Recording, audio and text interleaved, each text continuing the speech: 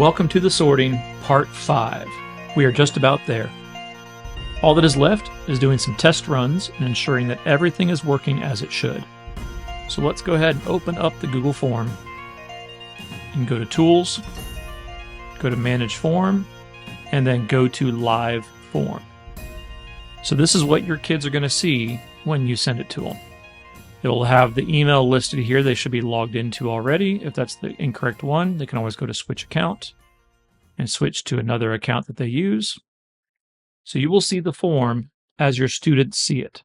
Review all the images and statements, and then take the quiz yourself at least 4 times. And it doesn't have to be real information, obviously. Just want to get the experience of it. And the point of this is we want to get a response for each house so we can test that all the links are working correctly as well. So just go through. If you want to look through these and actually think about the choices, okay, go ahead. And I'm just doing the first one of the sets. All right, once it's done, hit submit. If you missed any, it will definitely pop up and say, oh, you've missed one right there. Submit. All right, and on the email address you're using, you should get a copy of your responses. So go ahead and click Submit Another Response. Do that 3 more times. And once you're done, go back to your Form Responses sheet. Scroll to the bottom. So you want to check for a few things. You want to make sure that your email address landed in the right spot. Names should be in the correct spot.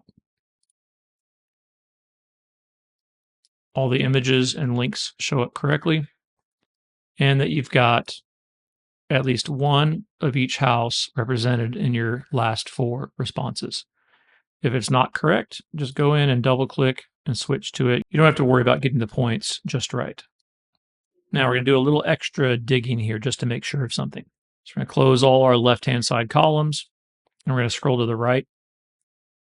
So I want to open up this column grouping right here. So one of the things that sometimes happens if you end up changing any of the answers, if you go into the quiz and decide, you know, I want to make the choices here slightly different, change the wording, that's fine. But you have to make sure the exact same formatting that you do here, as well as on the actual Google form for that question. Okay, because if something is different in one of these answers and it doesn't match up with this, it's going to create some errors. So let's simulate what that looks like real quick. I'm going to go in and just accidentally add an extra space on this one, question number 4. I want you to watch what that does. Notice there was an immediate change here. There is some color coding under question 4 that helps us know, hey, there's a problem. So it's going to create issues. So we can see that it's highlighted there. Anything that's hot pink highlight means there's a mismatch between the answers listed under the questions and what's on the Google form. So you need to find what that mismatch is and fix it. The best advice is just don't worry about changing any of this unless you're comfortable going in and doing a little search. Now, once you've eliminated errors in your 4 responses, I've scrolled over, there's no hot pink columns, everything's clear. Then what we're going to do is delete all the responses before our last 4, including this blank one that came in when you first loaded. So click that one, hit Shift, scroll up to the top, up to row 3, and we're going to right click and we're going to delete all these responses. And so now all that's left is our 4 responses, 1 for each house. So if yours ends up with ties, make sure you get all 4 of these checked and all 4 houses are represented. And then we're going to go back to the Directions tab. And we're going to scroll down past the instructions to row 48. So this is the box that's going to determine whether or not emails are being sent. If the box is checked, the sheet and the background script will begin to run, sending welcome letters every hour to the listed email addresses in the response sheet, as long as certain parameters are met. Let's review this before we check it. So the response sheet row is not flagged as a tie, and the response sheet row has not already had an email sent by the script. So again, ties here means this is not checked. Information in this box down here on the right means that it's already received an email or one's already been attempted. Now, if we remember, we had email failed to send for that one kid. So if that's the case, we need to delete this to clear up that red mark, because that means there will not be an email sent for the student. So clear. Okay, so these should all be clear. These should all be clear. All right, we are ready. Let's double check. Okay, there's a statement here. If you want to delay sending emails automatically until after all responses have been received, we can uncheck this box again later. But for now, let's go ahead and check it. And then we're going to go to house sorting and send emails now. Okay, the script is running. It's going to take a moment to finish that. So it's working through all of this. These should turn green. There we go. So you can go and double check the comments on the right. And this one will tell us sent successfully to this email address on this date. And we can see what they were assigned to. And that's important because if you go in and change the question weights, change some of the settings after they've already received an email, this assignment might change. So if I do something really crazy and change this house 300, it's going to shift the scores dramatically, of course. And anybody that has a mismatch between their house assignment and the comment here is going to be showing purple, meaning that they already got their email that already said they're going to be an impact. This is not accurate, so you want to keep an eye out for those purple boxes there. Now check your inbox. You should receive in short order 4 emails with your house results. Ensure what you expected to find in the email was correct, including all the attachments. Remember that whatever is in each Google Doc will turn up in the body of the email, including the image.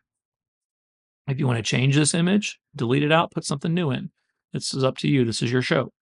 If all is well, then you're almost ready to send the form to your students and start creating magic with them this school year. So final steps. Let's go back to our Directions tab. So first, let's uncheck the green checkbox below. That will leave room for us to adjust house assignments and get things set before they get their emails. Next, we want to complete all customizations of our welcome letters and images. Remember, those are located down below at the bottom of the direction sheet. Okay, go through each of these as you need, adjust them to your specifications, put in custom images. All those are options. So once you've completed all customizations of the welcome letters and images, adjust any wording of any questions or answers that you want to in the Google form. If you do this, just keep in mind, if you change the wording of the Google form, make sure you do another set of test results with your own email address to make sure it's all working. Make sure there's no errors, no purple boxes show up. Those are things to watch out for. And also don't forget to go back into your form settings and change limit to one response to yes.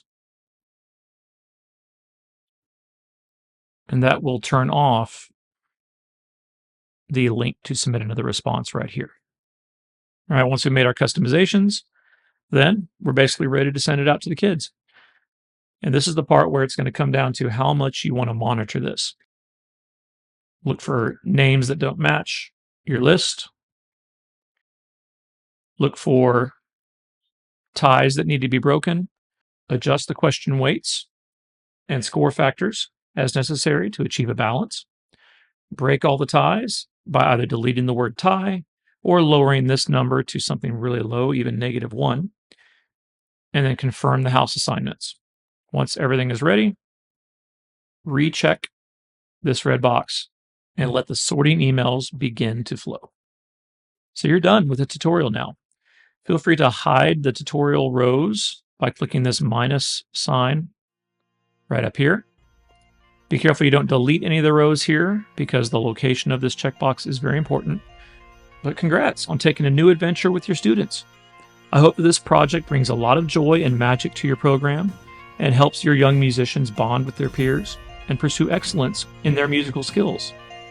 If you like this project, please give me an honest review on Teachers Pay Teachers or on Facebook. You can also help out by sharing the link to my TPT store with your friends and colleagues and spreading the word on social media about the difference this project is making in your music program. Lastly, feel free to check out my website at www.ambanddirector.com. I'm working on adding more tutorial videos to the site and getting it updated, as well as including other tips and tricks for letting automation and AI help you manage your music program. Best of luck to you, and I hope this year is amazing. Cheers!